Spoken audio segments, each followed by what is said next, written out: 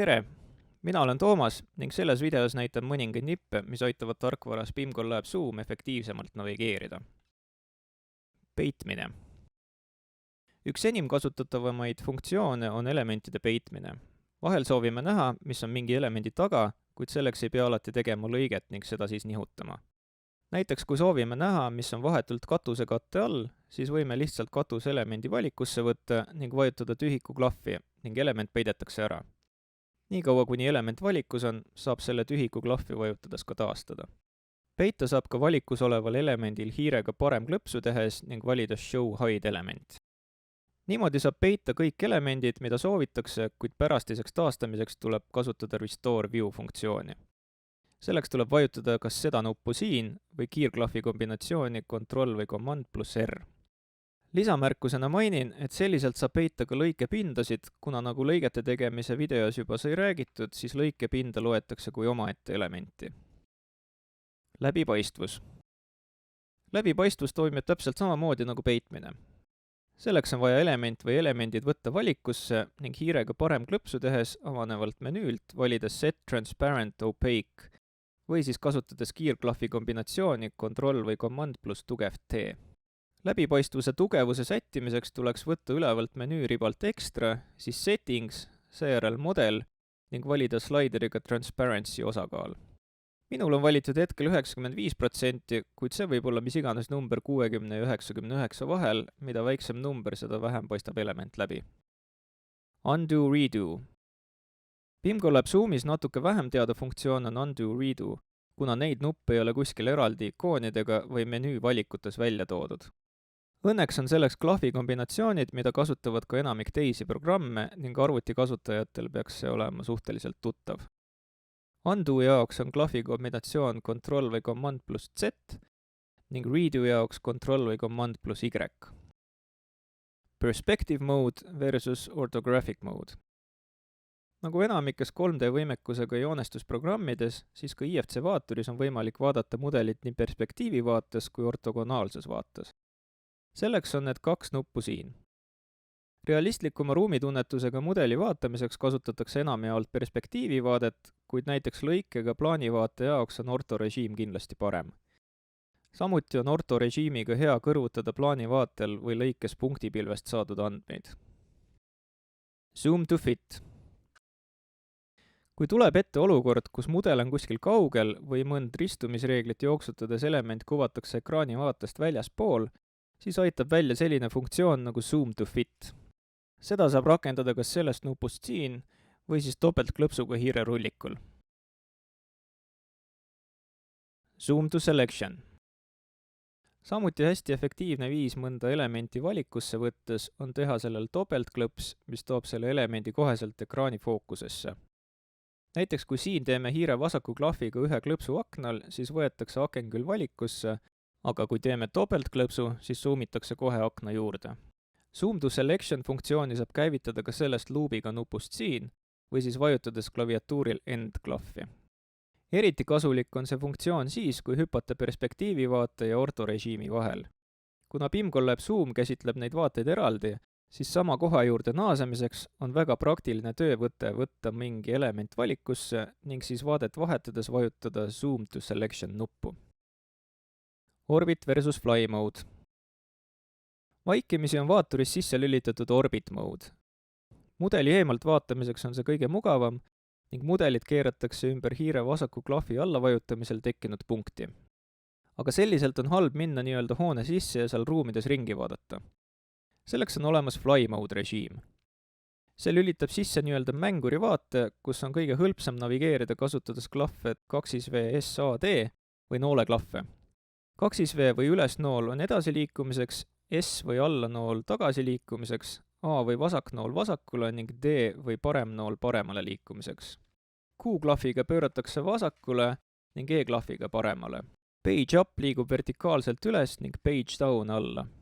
Niimoodi saab liikuda täiesti ilma hiirt kasutamata, kuigi hiirega on kindlasti mugavam ning sellisel juhul piisab vaid suunaklahvidest. Samuti kui hoida Shift-klahvi all, siis liikumine on kiirem. Kiirendada saab veel ka hiire rullikut edasi või tagasi keerates, olenevalt kas tahetakse liikuda edasi või tagasi. selle režiimiga saab käia hoones sees ringi ning annab parema ruumitunnetuse. Mainin igaks juhuks ära, et nende klahvidega saab liikuda vaid fly mode režiimis, orbit režiimiga need kas ei tööta või töötavad teistmoodi.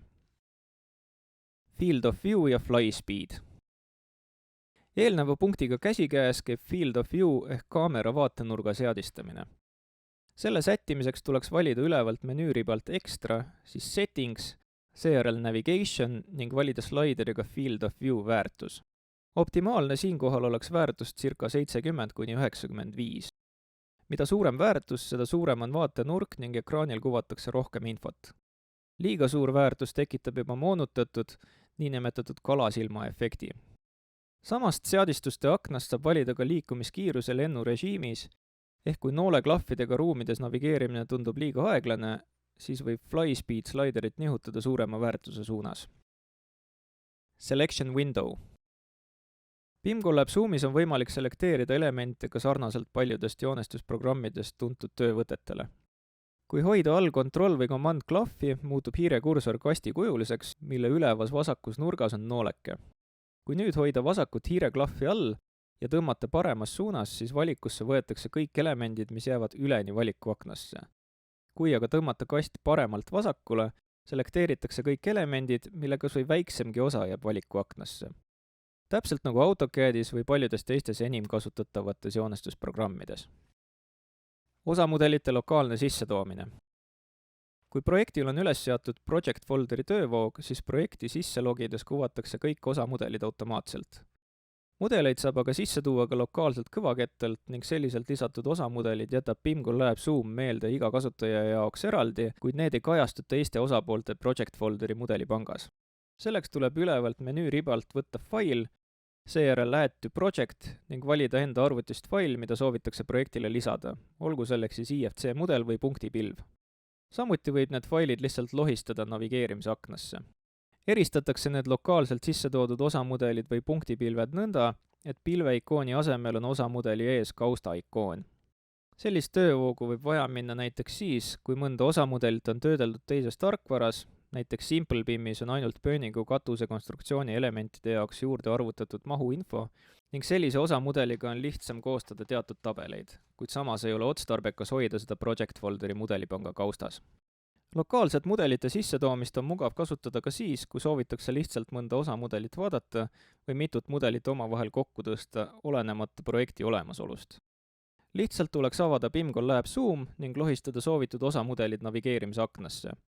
Selle saab ka salvestada koondmudeli PCP failiks, valides menüüribast File ning seejärel kas Save või Save As.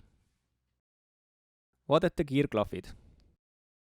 Viimasena mainiks ka vaadete kiirklahve.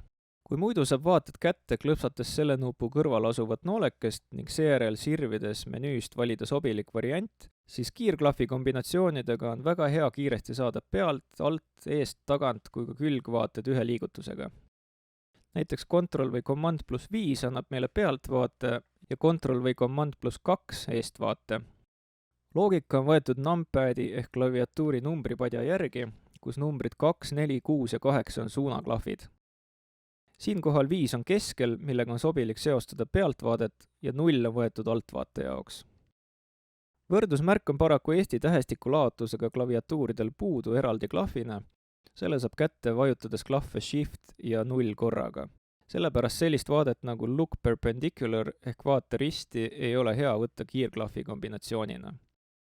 Look Perpendicular käskluse jaoks on mõttekas vajutada alla seesama nupp, aga natuke vasakult poolt, mitte noolekese peale ning siis, kui hiirekursor on muutunud kastitaaliseks ikooniks, valida element, millega risti soovitakse vaadet näha.